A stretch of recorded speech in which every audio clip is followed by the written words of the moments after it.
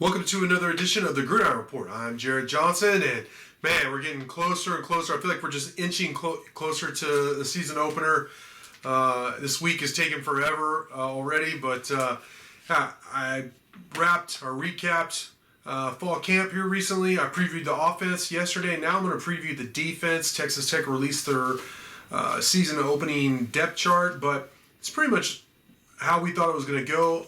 As I said with the offensive preview, Coach McGuire, all the coaches, they've done an amazing job of keeping us in the loop, letting us know who's really going to play and where. And so the release of the depth chart, there really wasn't a lot of surprises. I do have it in front of me just in case, but Tim DeRuyter, first off, let's just talk about him.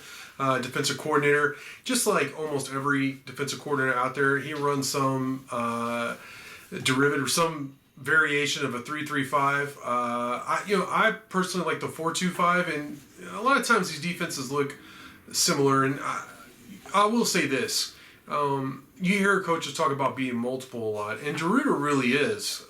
There will be some four-man down fronts, which I think that's the thing I hear from Texas Tech fans more than anything is, I'm tired of these three-man fronts, I want four-man fronts. Well, that's not going to be their base, but they are going to run some four-man fronts at times. But I think there's going to be a lot of, for me, there's a lot of familiar faces on this defense. You look at the start up front, Jalen Hutchings at defensive tackle. He's been playing nose for most of his career. They have him at defensive tackle, and they have Tony Bradford at nose, which is interesting. I like that. Tony Bradford is more of the quicker, get after you type. But both Jalen and Tony, they're big, they're experienced, and they possess enough athleticism to get after quarterbacks when called upon or when the opportunities arise, and also blow up plays in the backfield. Now, most of the time, and for most of their career, they've been asked to tie up blockers, and I think they've done a pretty good job of that. But you look at the official height and weight listed on the depth chart. Jalen's 6'3", 310, and Tony is 6'1", 300. So that's big. Coming off the edge, the other guy, I guess you could say defensive end, stand up, outside linebacker. He's going to be doing a little bit of both. Is Tyree Wilson. Joseph Adedire is behind him, and I really like. And I always say his name wrong, but Adedire. That might be the way. I've tried. I've practiced it, and I still butcher it. The freshman Joseph out of Mansfield Summit, I can tell you his stats and all that. I'm really excited about his future. He's a true freshman, but I think he's going to do some really good things up front as a true freshman. And Coach McGuire has already gone on record as saying that he could go down as the best defensive lineman in Texas Tech history, which is, man, talk about putting some pressure on a guy before he's even played it down. But he's already up to 270. He's very athletic. He missed a lot of camp, a lot of the offseason, and but I got to see him later in camp, and he looks the part. He is a monster. I think he's going to be really good, really early in his career. Other guy I want to mention, Philip Bleedy. I've already said I expect him to be one of the breakout players. They have him actually listed at nose, but I can see him playing defensive tackle or even coming off the edge. He's already up to 295 pounds, just a beast, really strong. He mentioned recently that he's refocused, that starting a family, getting married, all of that has really focused him, and that's great to see. As I think a lot of people out there can attest to, the right woman or the right significant other can mean all the difference in the world for somebody. So if that's what it takes, if that's what's going to focus Phillip, then great, because he looks like a different player this offseason, and he's ready to go.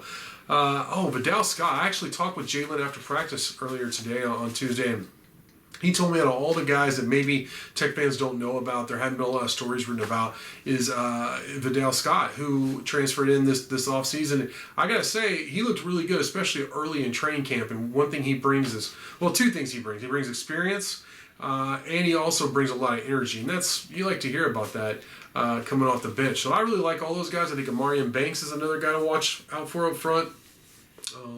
He's taken a step in his maturity. Last year was his true freshman season.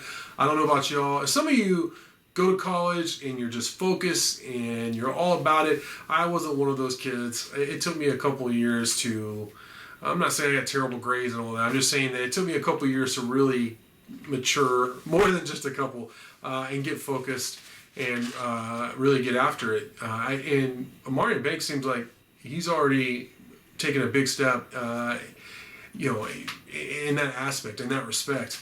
I think he's always had talent. It's always been about just kind of the focus, a lot like Bleedy. So you get those two guys on the right track. You have a couple of monsters up front coming off the bench for you. And that's something that McGuire said in his Monday presser, was that, they've developed real depth, and that's going to pay huge dividends, not just in games in the fourth quarter, so your starters or whoever's out there playing, isn't just dog tired, but also later in the season and with injuries and all that. The days of these guys having to play 70, 80, maybe even 90, depending on who they're playing, the style of the game, that many snaps should be over for most of the positions on Texas Tech's defense, which that's huge. I mean, that's really where you see the difference between the programs. It's not just the front line amazing players, it's the depth behind them. So that's really cool to see.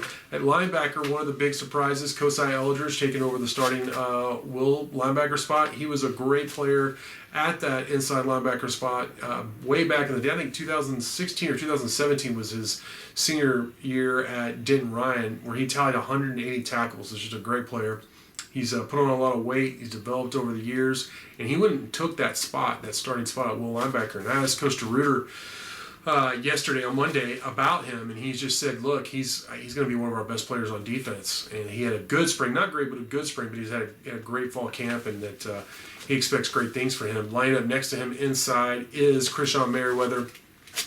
One of those two guys are probably going to lead you in tackles. Merriweather is a tackling machine. I think he's up to 235 pounds, which is, he's actually lost some weight. That's a good weight for him. He's a guy coming from the junior college ranks a couple years ago who in full pads did a backflip, which always just blew my mind. Very powerful, very strong. And I've said this before, but if he can get better in pass coverage, then he'll take another step. But obviously, inside linebacker, you really want them to be tackle machines in the run game. But you need them, and the way offenses are, they have to be able to scrape sideline to sideline, not just in the running game, but also defending the field horizontally against the passing game and the screen game. So if Krishan could take a step in that regard, I mean, he could creep up into all Big 12 caliber, depending on how Tech does overall. I think he has that ability. I really do. Outside linebacker, Jesiah Pierre, in talking with Caleb Rogers, the starting left tackle, on Tuesday or earlier this morning after practice, he said that Jesiah Pierre is just one of the best teammates on the whole roster. That they battled all offseason with Jesiah coming off the edge, which is something he hadn't done a whole lot in his college career. He's mostly been an in-the-box player, but that he got better and better all offseason going against Caleb Rogers, probably the best offensive lineman at Tech, and that they really compared notes, and that Jesiah was so great about that, saying, hey, what did I do? What should I do? And then when he did beat Caleb Rogers for a sack, he would say, hey, this is where I got you. This is where, the extra step or half step you took, or the tell you had, this is how I got you. So that's the kind of stuff, that's how you win a lot of games. When you have teammates comparing notes like that and that kind of camaraderie and all that, that's big stuff. Jesiah is a very articulate guy. He also, he's lost weight, but he's 6'2", 245 and can run. He transferred from Florida a couple years ago. So that's good that he's a good guy. It really is. And that he's helping out his teammates, but he's also very physical, very fast, and will whip your tail. So I'm really glad that Pierre is going to be starting. I think he's going to do good things. And at the second level, I have to start with the safeties. I'm really excited about this. I've talked about this all offseason, especially since fall camp started. But the three safeties being on the field at the same time. You got Rabbit, Dadrian Taylor-Demerson, Reggie Pearson, and then Muddy Marquise Waters playing the star position, the outside linebacker safety hybrid. Those three guys being on the field at the same time, they are all versatile players, meaning they're good in covers, they're good against the run. They come up with turnovers. They'll use the hit stick on you. But they're all good leaders. They're all experienced. Those three guys being on the field at the same time are absolutely one of the biggest strengths on the team, in my opinion, especially on the defense. But I think they're going to do really good things. I really hope all three of them stay healthy. I think all three of them have a chance of playing at the next level.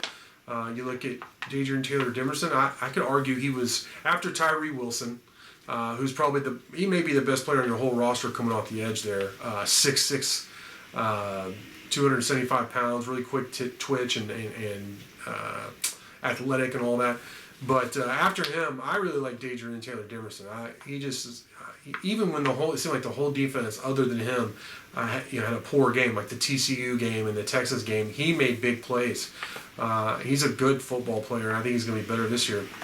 Reggie Pierce, I've said it before, he started on Wisconsin's Rose Bowl team as a redshirt freshman. I use the term hit stick. That's one of the first guys on the whole defense that comes to mind. Sometimes he goes for the big hit too much, but still, you got to take it. I'd rather have that than somebody who doesn't have that in his arsenal. And he is good in coverage. There's room for improvement. He's, like I said, all three guys are versatile, and he can do that. And then Muddy Waters at 6'1", 215, he can cover guys in the slot, like really good Big 12 slot receivers. But he also can help out and run, support. Has a nose for the ball. Had a big pick six last year before he got hurt and missed a lot of the season. So he was great at Duke. He was a borderline all-ACC player at Duke. So those three guys I'm really excited about. And then at cornerback, you got to start with Rashad Williams, 6'2", long, transferred in from UCLA a couple of years ago. I think he had a better year than I thought he was going to have last year, especially down the stretch.